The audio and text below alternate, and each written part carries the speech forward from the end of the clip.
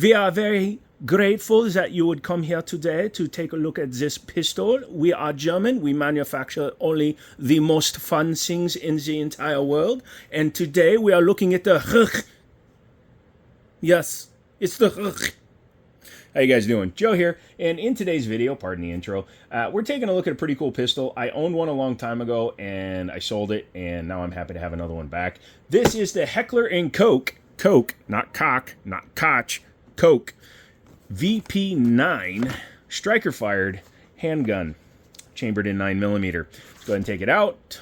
It's a European version with the paddle release. Make sure that it's empty. Bring it back. Yep. All right, let's set that down real quick. Inside the nice box, you get a foam upper. I think this is actually a replacement piece. But you get a useless gun lock because it doesn't have the key, but at least it's branded, so when I'm smacking somebody with it, they can go, oh, man, ow. Is that ow? The ow. HK, ow. Gun lock, ow. There is the test fire so that you can see that the gun has successfully test fired. And a really nice manual. Look at that thing, man. Look how big this manual is. Most of the time, it's just like this big, actually. So, yeah, this is pretty impressive. Nice. Good job. Good job, Hook. HK has been making guns for a long time. There's actually a pretty cool place called the HK Gray Room here in Chantilly, Virginia, which I'd love to go and check out sometime. But yeah, you even get a nice little sticker for your safe or gun lockers. I don't use the stickers, although I might buy a safe just to put those stickers on. We'll see. Let's go ahead and stick all that back in here. Stick it, Shun.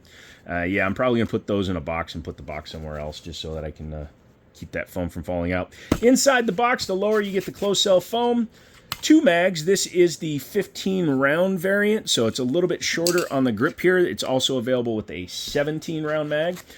This is one of 3 included back straps. It's got one on Mr. PPU, and these are the additional ones. You can see there's different heights to it, and this is actually small, medium, and chungus. So you not only have back straps, you also have side panels. So you can adjust the way the entire gun feels. You can see some of them have different swell levels. That's almost flat. So if you want to have a thinner gun, you put the flat and the smalls on there, and you have a thinner gun, or you can mix and match to your heart desire, which somebody has done here because you can see they have the medium side straps with the largest back strap, so the swell kind of leaves a ledge. But all you have to do is knock out that roll pin, pull down the back strap, and those just pop right out.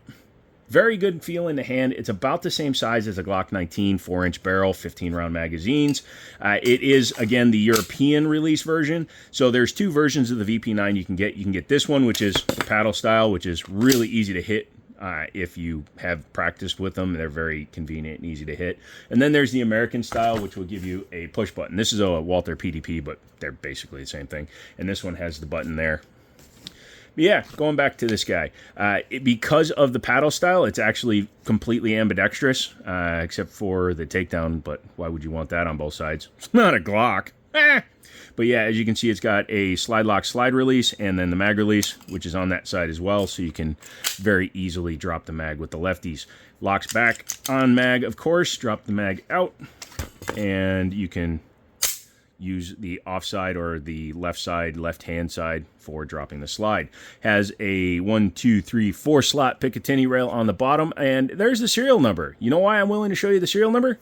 Because, Junior, you can actually not do anything with my serial number. Yes, you could report the gun stolen, but you'd be filing a false report for a stolen firearm, which means you'd be committing basically a felony. So, yeah, I don't care about showing serial numbers on these videos because there's literally nothing you can do about it. So to all you content creators that hide your serial numbers, just stop. Just learn the law before you try to perpetrate stupid shit.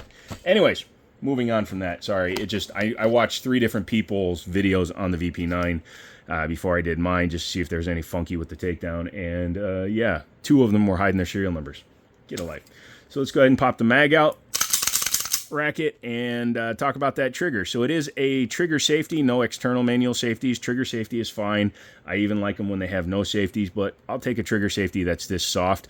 Glock has a trigger safety, Dingus center trigger shoe safety that sticks out. It's proud when it's fully depressed, so it actually can bite into your finger a little bit, which gets annoying after 150, 200 rounds.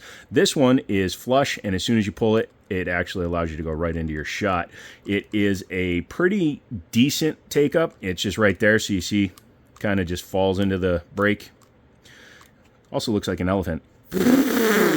And you just pull and brakes. Very nice brake. Probably a little bit under 4 pounds on this gun. Who knows how many rounds it's got through it. The reset is all the way out just past the wall. It's like the spring inside kicks you out just past it, which is good because that makes it tactile and it's pretty audible. And then you just right into your next shot. Has pretty cool features. The sights are night sights, or at least they glow, so they might just be luminescent. You shine light on them, but that's super bright. So I think they're actually night sights. They're just a weird color. Has a cut up top, but no anti-glare. Yeah, so I expected it to have serrations like this PDP does. Sorry, I keep comparing them because if you discount the fact that this has the match barrel, they're almost the same size dimensionally, round count. Even the design of everything looks very similar.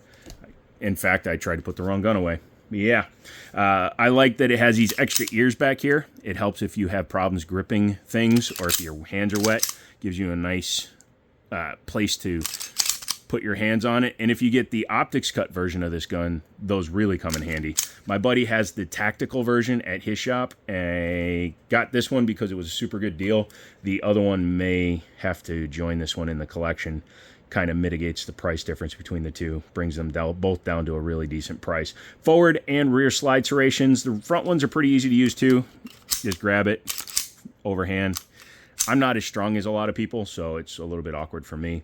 The sights do look like it's a dovetail in the rear, dovetail in the front, and it's an HK, so I'm sure there are options for upgrading that. Yeah, pretty nice. Mags are drop free, and they are steel, so you just, there you go. Mag go bye-bye. Yeah. The barrel is not recessed or anything, which is fine. And then the guide rod, you can see, is a split. It's, I believe, a polymer one on this one. What do you say we take her apart and see what she's made up of? Okay. Lock it to the rear. Make sure that it's clear. This has the similar takedown to like a 320 or Beretta APX or Smith & Wesson guns. You just rotate the lever through 90 degrees. Make sure that you do that. You do have to pull the trigger because it is a striker-fired gun. And there you go. Has actually a metal guide rod. Excuse me. I was thinking of another gun I was playing with. So it's got a metal guide rod with a plastic cap cover. Or it's just really never been shot too much. Once you do that, you can drop your barrel out. The barrel condition looks really nice. It does have some rounds on it because you can see some bare metal from lockup. But overall, it's a very, very nice looking barrel.